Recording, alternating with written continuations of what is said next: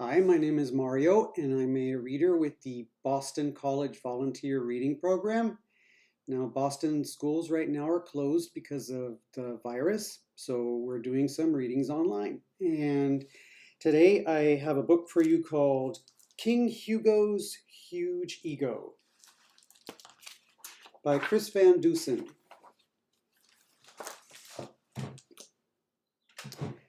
Long ago, when people spoke with words like thou and thee, there lived a king named Hugo, who was only 3'3". And though this mini monarch stood no higher than an elf, his ego was enormous. He thought highly of himself. Yes, Hugo was a cocky king, as boastful as could be. To him no other person was as wonderful as he. He made his subjects bow to him whenever he was nigh. It pleased him to look down on them each time that he went by. And every Friday morning, at precisely 10:30, his guards called all the people to the lower base, and then King Hugo cleared his throat and gave his captive congregation a lengthy talk he liked to call the speech of adoration. For hours the poor villagers endured the boring buzz of how mighty and magnificent King Hugo thought he was.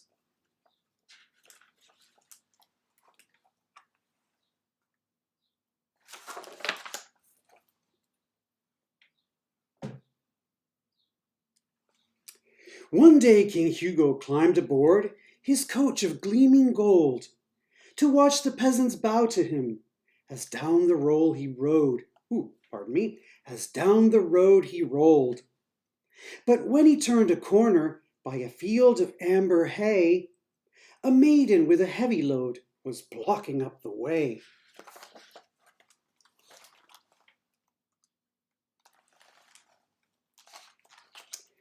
The heralds blew the trumpets, then called out to the lass, "Step aside and bow your head. Allow the king to pass." The girl, whose name was Tessa, said bluntly, "Go around." She didn't want to drop her load and bow down on the ground. The king began to rant and rave and spout and spit and sputter. "Roll on," he barked, and then they bumped poor Tessa to the gutter.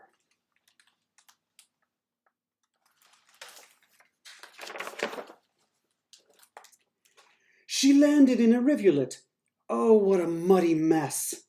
But little did King Hugo know she was a sorceress. The kind with special powers, like a wizard or a witch. So she cast a spell upon the king while mired in the ditch.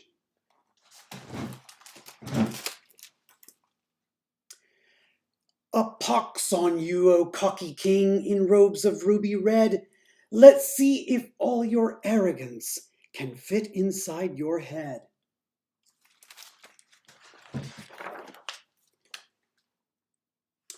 The next day when the king awoke, he climbed down from his bed and gazed into his looking-glass admiringly and said, "I do believe, dear Hugo, you're more handsome than last night." But when he put his crown back on, it felt a little tight. Then he donned his crimson robe, the one with ermine fringe. "How grand I am!" the king exclaimed, then felt a little twinge.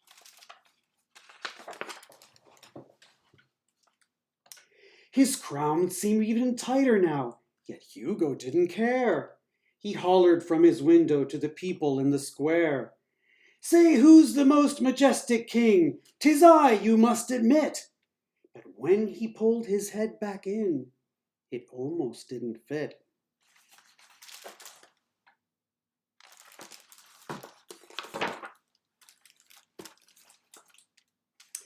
Every time he claimed to be the greatest in the land, the king perceived a tingle and felt his head expand. But he continued bragging in his overstated way, and so his head kept bloating, bulging bigger every day.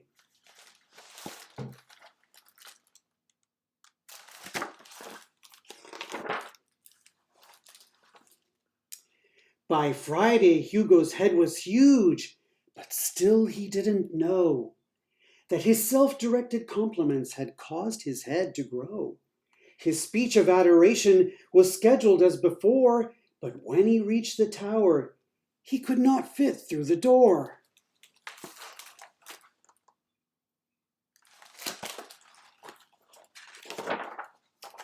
He marched across the courtyard to climb the open stair, then called the people to the wall and gave his speech from there.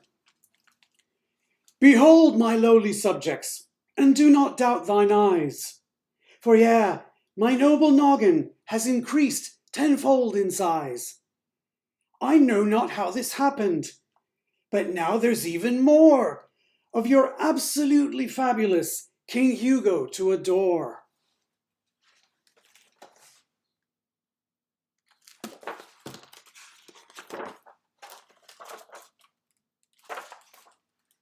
The more he talked, the more he grew, till suddenly a squall hit the king's gigantic head and pitched him off the wall.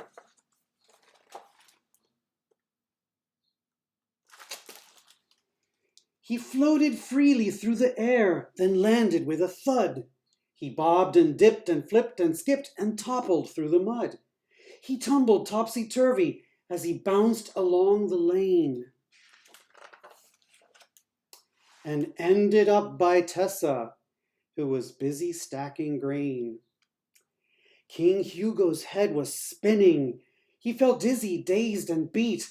But when he noticed Tessa, he yelled, "Get me to my feet!"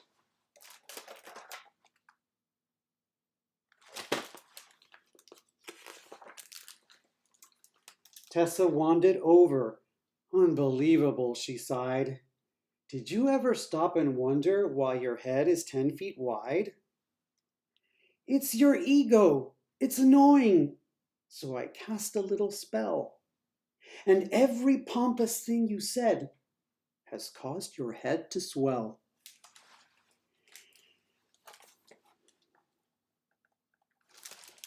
That's ludicrous, ridiculous, preposterous, insane.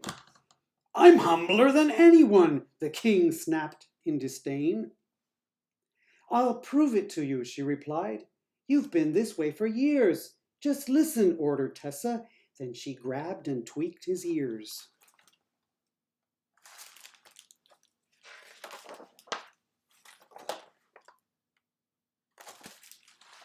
Suddenly, a blast of air exploded from his head, along with all the haughty things King Hugo ever said.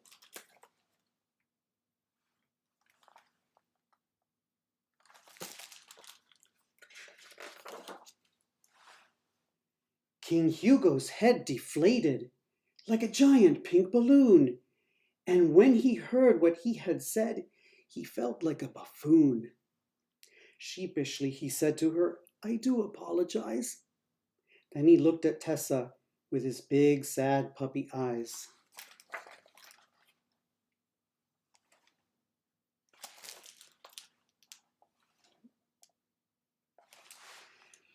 Their glances met, and instantly she felt her head go zing. Could it be deep down inside she kind of liked the king?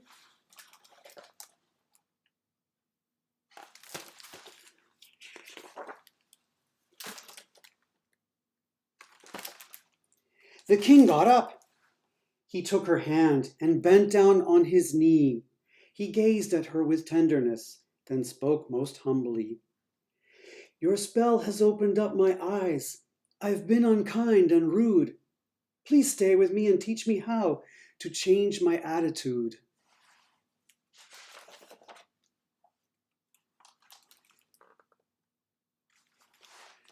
What happened next was kismet, yet truly unforeseen. He became a better man, and she became a queen. They ruled the kingdom kindly, in a fair and friendly way, and everyone lived happily, forever and a day. Hope you enjoyed that.